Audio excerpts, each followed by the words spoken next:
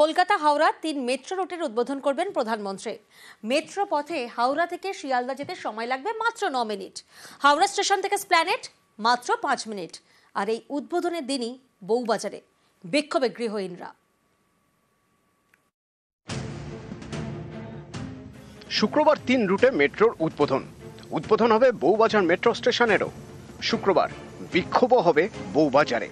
৬ বছর আগে মেট্রোর কাজ চলাকালীন বিপর্যয় হয় এই বউবাজারে।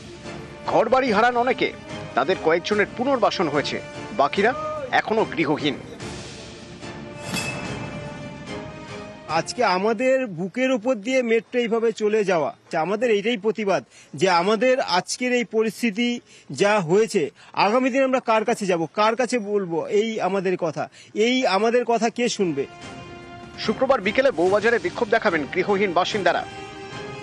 আপনার বাড়ির জায়গা, সেটার কি অবস্থা? আর সেটা তো ওইরকম গর্তই রয়েছে, ওটা তো বন্ধ হয়নি। কবে বন্ধ হবে জানি না। তো প্রত্যেক বাড়ি তো বলছে এই দিচ্ছি, এই দেবো, এই দিচ্ছি, এই দেবো। এখন তো লাস্ট শুনেছি 2027-এ দেবে। এবার 27-এ দেবে না 37-এ দেবে জানি না।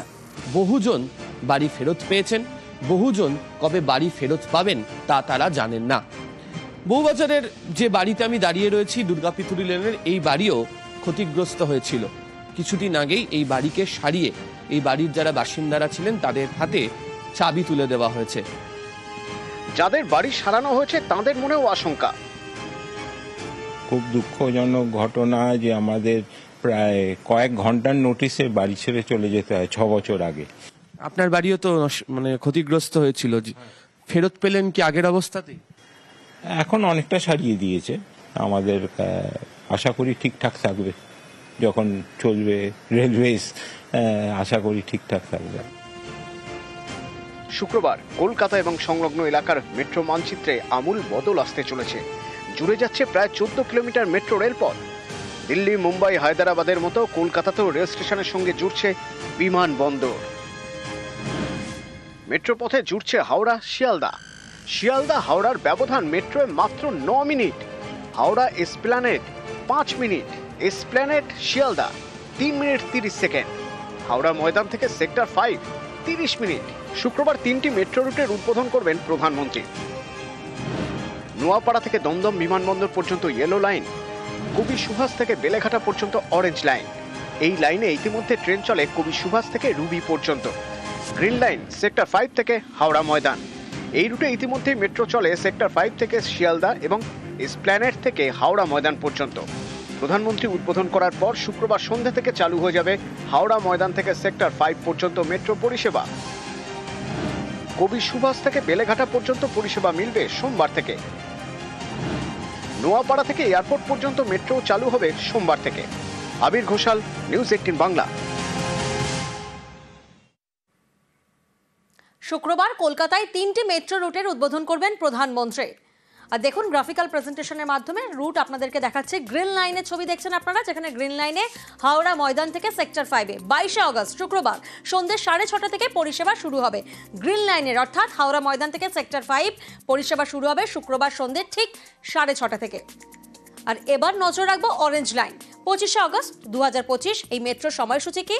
ঠিক সকাল 8টা থেকে রাত 8:28 পর্যন্ত, তবে শনিবার এবং রবিবার বাদ থাকছে। ইয়েলো লাইনের দিকে যদি নজর রাখি, যেটা নোয়াপাড়া থেকে এয়ারপোর্ট পর্যন্ত যাচ্ছে, এখানে মেট্রোর সময়সূচি কি আছে? সকাল 7:58 থেকে ঠিক রাত 8:10। এখানেও কিন্তু শনিবার এবং রবিবার পরিষেবা থাকছে না। স্বাস্থ্য জীবন বীমায় জিএসটি প্রত্যাহার। স্বাস্থ্য জীবন বীমায় পুরোপুরি জিএসটি প্রত্যাহারের প্রস্তাব পাশ মন্ত্রী গোষ্ঠীর বৈঠকে। সব রাজ্যের প্রতিনিধিকে নিয়ে গ্রুপ অফ মিনিস্টার্সের বৈঠকে জিএসটি প্রত্যাহারের সিদ্ধান্ত নেওয়া হয়। আগামী মাসে জিএসটি কাউন্সিলের বৈঠক এবং সেই বৈঠকে সেই মোহর। স্বাস্থ্য জীবন বীমায় জিএসটি সরাতে প্রধানমন্ত্রীকে চিঠি।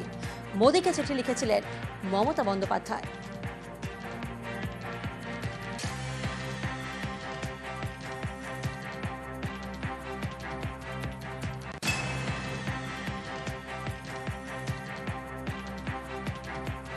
প্রথমত এটা বিলম্বিত বোধোদয়, অনেক দেরিতে হলেও খেলার নাম বাবাজি বুঝেছে যে না ভাই, মানলে বড় অসুবিধা হতে পারে, ভোট বড় বালাই।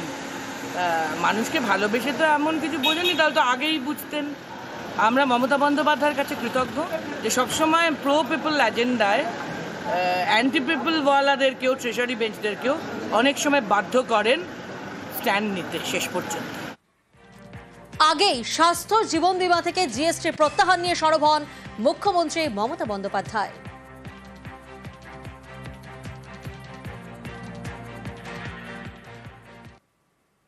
জীবনদায়ী ইনজেকশন চুরি, নির্দিষ্ট ব্যাচের জীবনদায়ী ইনজেকশন ইনসুলিন চুরি হয়ে গেছে। মহারাষ্ট্র থেকে কলকাতায় আসছিল, আর সেই আসার পথেই চুরি। কিভাবে? ইনজেকশনটি আপনাদেরকে জানায় যে 2 থেকে 8 ডিগ্রি তাপমাত্রায় কিন্তু সংরক্ষণের প্রয়োজন রয়েছে। সেই ধরনের একটি ইনজেকশন, এতটা গুরুত্বপূর্ণ একটা জীবনদায়ী ইনজেকশন কিভাবে চুরি হয়ে যায়? প্রতিনিধি অভিজিৎ আমাদের সঙ্গে রয়েছেন এই মুহূর্তে। অভিজিৎ, নির্দিষ্ট একটা ব্যাচ রয়েছে, সেই ব্যাচের এই জীবনদায়ী ইনজেকশন ইনসুলিন চুরি গেছে, সেটা যতটা না উদ্বেগের, কিন্তু সব থেকে বড় প্রশ্ন যে ইনসুলিনের তো একটা নির্দিষ্ট টেম্পারেচার রয়েছে, সেই নির্দিষ্ট টেম্পারেচারে প্রিজার্ভ করতে হবে, কিন্তু সেই প্রিজার্ভেশন যদি না হয় তাহলে তো মহাবিপদ। নিঃসন্দেহে প্রিয়াঙ্কা, এবং বলা যেতে পারে যে একদিকে যেমন কোটি কোটি টাকার এই দুর্মূল্য জীবনদায়ী ইনসুলিন এবং ইনজেকশন, যেটা হচ্ছে ডেনমার্কের নোভো নর্ডিস্ক, যে কোম্পানিটি এই ইনজেকশন এবং ইনসুলিন তৈরি করে, সেই নোভো নর্ডিস্ক প্রায় একচেটিয়া, এবং দেশের মধ্যে এই নোভো নর্ডিস্কের ইনসুলিন এবং এই যে টাইপ 2 ডায়াবেটিসের যে ইনজেকশন, এগুলো চিকিৎসকরা প্রায় ধন্বন্তরীর মতন ব্যবহার করে, মৃত সঞ্জীবনী সুধার মতন ব্যবহার করে, আকছাড় প্রেসক্রাইব করা হয়।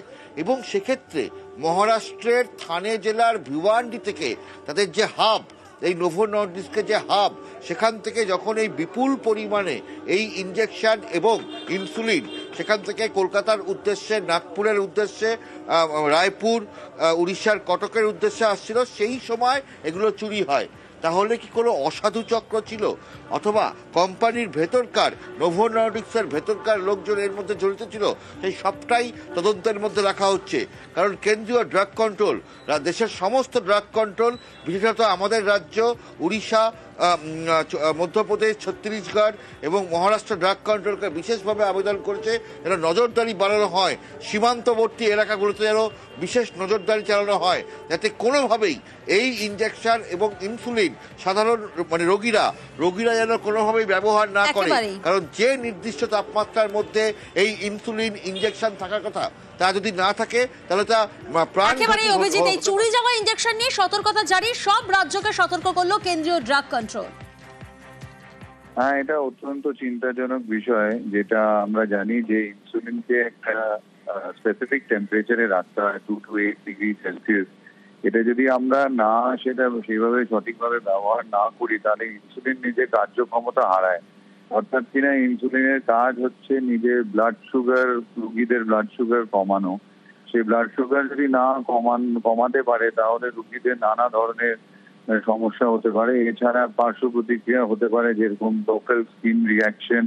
ডেফিনেটলি আমি সরকারের কাছে এটা আমরা আবেদন জানাচ্ছি যে কি ব্যাচ লট নাম্বার চুরি হয়ে গেছে, সেটা যেন অবশ্যই প্রত্যেকটি হাসপাতাল এবং যারা স্বাস্থ্যকর্মী আছে, হাসপাতাল স্পেসিফিক্যালি, তাদের জানানো হোক, ফার্মেসিকে জানানো হোক।